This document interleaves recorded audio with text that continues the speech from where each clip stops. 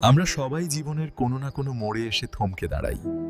মনে হয় সব পথ বন্ধ, আর বুঝি হবে না। ঠিক তখনই প্রয়োজন হয় একটুখানি আলোর, একটুখানি অনুপ্রেরণার।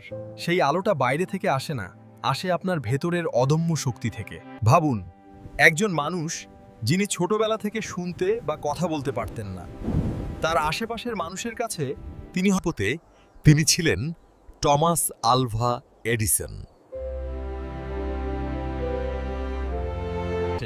জানি আপনি হয়তো ভাবছেন, এডিসন তো একটা উদাহরণ, আমার জীবনে কি এমন কিছু ঘটবে? ঘটবে, ঠিক তখনই ঘটবে।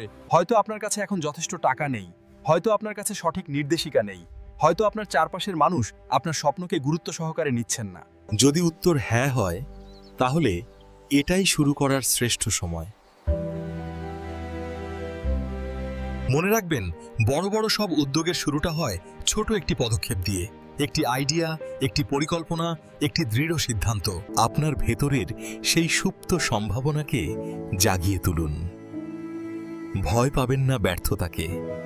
আপনার মনে এই মুহূর্তে যে ধারণাটি ঘুরছে, আপনি যে কাজটি করার কথা ভাবছেন, সেটিই আপনার প্রথম পদক্ষেপ। এখনই সময়, উঠে দাঁড়ান, শুরু করুন। কারণ আপনার গল্প এখনো লেখা বাকি। আপনার ভেতরের শক্তি আপনার সবচেয়ে বড় ব্যবসায়িক কেন্দ্র। এটি ব্যবহার করুন।